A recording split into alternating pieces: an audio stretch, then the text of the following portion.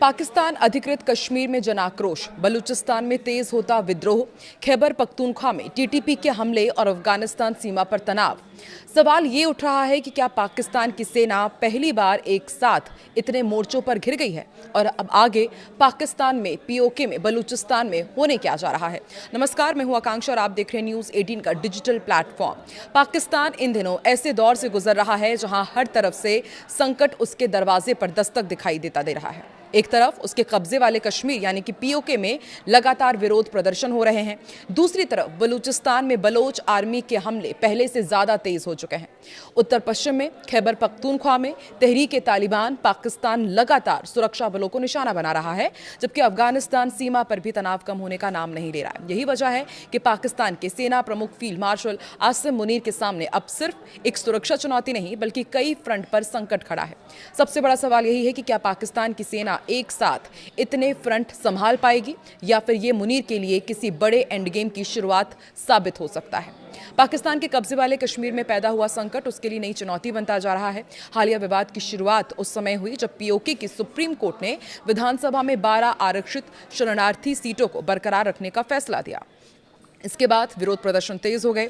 प्रदर्शनकारियों का कहना है कि ये सिर्फ संवैधानिक विवाद नहीं है बल्कि इसके पीछे सालों की नाराजगी भी है। महंगी बिजली, आटे की कमी, विकास और राजनीतिक अधिकारों को लेकर लोगों की नाराजगी लगातार बढ़ रही है। हालात को नियंत्रित करने के लिए पाकिस्तान प्रशासन ने जॉइंट एक्शन कमेटी के नेताओं को गिरफ्तार किया, संगठन पर प्रतिबंध लगाए, इंटरनेट सेवाएं बंद कर दी गई और 16,000 से ज्यादा सुरक्षा कर्मियों की तैनाती करनी पड़ी। और रिपोर्ट्स के मुताबिक झड़पों में 20 से ज्यादा लोगों की मौत की बात भी सामने आई, जबकि प्रदर्शनकारियों ने मुजफ्फराबाद की तरफ लंबे मार्च का ऐलान कर दिया। और एक्सपर्ट्स का भी कहना है कि पहले पीओके में प्रदर्शन खासतौर से बिजली, महंगाई और स्थानीय प्रशासन जैसे मुद्दों तक सीमित थे, लेकिन अब कुछ समूह पाकिस्तान से ज्यादा स्वतंत्रता की मांग भी उठाने लगे हैं। बलूचिस्तान में संकट क्यों बढ़ रहा है, ये भी आपको समझाते हैं। पाकिस्तान के बलूचिस्तान में कई अलग अलग मुद्दों को लेकर लगातार विरोध प्रदर्शन हो रहे हैं। सबसे बड़ा कारण पानी का गंभीर संकट, कथित जबरन गुमशुदगी और बढ़ती हिंसा है। कई इलाकों में लोग पानी की कमी और सरकारी लापरवाही के खिलाफ सड़कों पर उतरे हैं। वही बलोच यकजहती कमेटी के नेतृत्व में लापता लोगों के परिजन अपने रिश्तेदारों की बरामदगी की मांग को लेकर भी प्रदर्शन कर रहे हैं। इसके अलावा हालिया हथियारबंद समूहों के हमले में पुलिस और सुरक्षा बलों के जवानों की मौत के बाद उनके परिजन भी बेहतर सुरक्षा और न्याय की मांग करते हुए विरोध कर रहे हैं।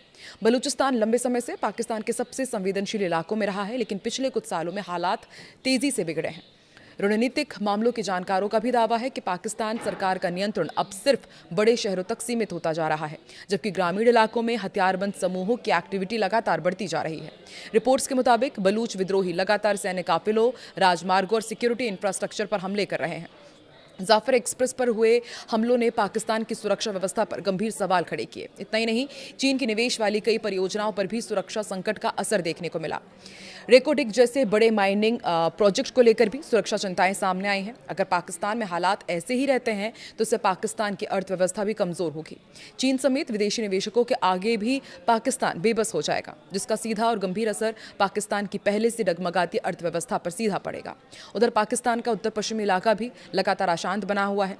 तहरीक-ए-तालिबान पाकिस्तान लगातार हमले कर रहा है। अफगानिस्तान सीमा पर तनाव बना हुआ है। पाकिस्तान को एक तरफ बलूच विद्रोहियों से लड़ना पड़ रहा है तो दूसरी तरफ टीटीपी भी सेना के लिए बड़ी चुनौती बना हुआ है। यानी सेना को पश्चिम और दक्षिण पश्चिम दोनों ही तरफ से लगातार संसाधन लगाने पड़ रहे हैं। वहीं खैबर पख्तूनख्वा क्षेत्र के अलावा पाकिस्तान सीमा भी पाकिस्तान के लिए लगातार बड़ी सुरक्षा चुनौती बनी हुई है। यहाँ टीटीपी के हमले लगातार बढ़ रहे हैं, जबकि अफगान तालिबान के साथ सीमा पर तनाव और झड़पों की घटनाएं भी सामने आती रहती हैं। तालिबान लगातार पाकिस्तान पर दबाव बनाए हुए हैं, यहाँ तक कि कुछ मोर्चों पर लड़ाई भी छिड़ी हुई है। तो अब ऐसे में क्या पाकिस्तान भारत की तरफ ध्यान भटका सकता है? देखिए, पीओके में बवाल और बलूचिस्तान में उबाल के बीच एक सवाल ये बार बार उठ खड़ा हुआ है कि क्या पाकिस्तान अपने घरेलू संकट से सभी का ध्यान हटाने के लिए भारत के साथ तनाव बढ़ाने की कोशिश करेगा। कुछ एक्सपर्ट्स का कहना है कि पाकिस्तान के इतिहास में ऐसे कई उदाहरण रहे हैं, जैसे कि पाकिस्तान में जब भी हालात खराब होते हैं तो उसने भारत के साथ तनाव पैदा किया है जानबूझकर। अब तो हालात ऐसे हैं कि पाकिस्तान सिंधु के पानी को हथियार बनाने की कोशिश कर ही रहा है। अब देखने वाली बात यह होगी कि पाकिस्तान और उसका आर्मी चीफ आसिम मुनीर आने वाले समय में क्या कदम उठाता है। पाकिस्तान के कब्जे वाले जम्मू कश्मीर यानी कि POJK में जारी आंदोलन के बीच एक बड़ा विवाद सामने आया।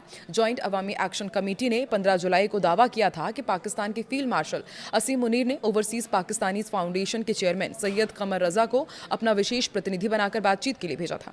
कमेटी ने उनके आश्वासन के बाद मुजफ्फराबाद की ओर प्रस्तावित लॉन्ग मार्च रोकने का ऐलान किया था, जबकि धरने जारी रखने की बात कही थी। इसी बीच POJK के कानून मंत्री अकील मलिक ने एक टीवी इंटरव्यू में यह कह दिया कि अवामी एक्शन कमेटी के साथ सरकार की कोई बातचीत ही नहीं चल रही है और असीम मुनीर ने भी किसी को वार्ता के लिए नहीं भेजा है। इससे आंदोलनकारियों के बीच नाराजगी और भ्रम की स्थिति और बढ़ गई। बातचीत का भरोसा देकर मार्च को रुकवाया। आंदोलन से जुड़े सूत्रों का आरोप है कि प्रदर्शनकारियों को बातचीत का भरोसा दिया गया था। मुजफ्फराबाद की बात जो लॉन्ग मार्च ये बढ़ रहा था उसे रोक दिया गया, लेकिन अब सरकार और सेना दोनों ही बातचीत से इंकार कर रहे हैं। इसी बीच खबर यह भी है कि प्रदर्शनकारियों ने अपनी मांगों को पूरा करने के लिए पाकिस्तान सरकार को 21 जुलाई तक का सीधा अल्टीमेटम दे दिया है। मांग क्या है वो भी आपको बताते हैं। देखिए, जो गिरफ्तार JAAC के नेता हैं, कार्यकर्ता हैं, वो रिहाई सुरक्षा कार्रवाई को वापस लेने, संचार सेवाओं को बहाल करने और पहले से तय 38 सूत्रीय चार्टर को लागू करना, बेहतर राजनीतिक प्रतिनिधित्व और शासन में सुधार, बिजली, खाद्य आपूर्ति और जरूरी सेवाओं तक बेहतर पहुंच की उन्होंने मांग रखी है। इसके साथ ही JAAC ने चेतावनी भी दी है कि अगर इस दौरान उनकी मांग पूरी नहीं हुई तो 22 जुलाई के बाद उनका मुजफ्फराबाद लॉन्ग मार्च फिर से शुरू हो जाएगा। प्रदर्शनकारियों ने साफ कर दिया है कि सभी धरने पहले की तरह जारी रहेंगे, जन आंदोलन भी चलता रहेगा। आपको जानकर हैरानी होगी कि सिर्फ 40 दिनों में 73 लोगों की मौत हो चुकी है। लगातार पाकिस्तान के खिलाफ भारी विरोध प्रदर्शन चल रहे हैं। 73 लोगों की मौत हुई। ये भी आरोप लगाया गया कि पाकिस्तान रेंजर्स अब भी 57 शवों को उनके परिजनों को नहीं सौंप चुके हैं।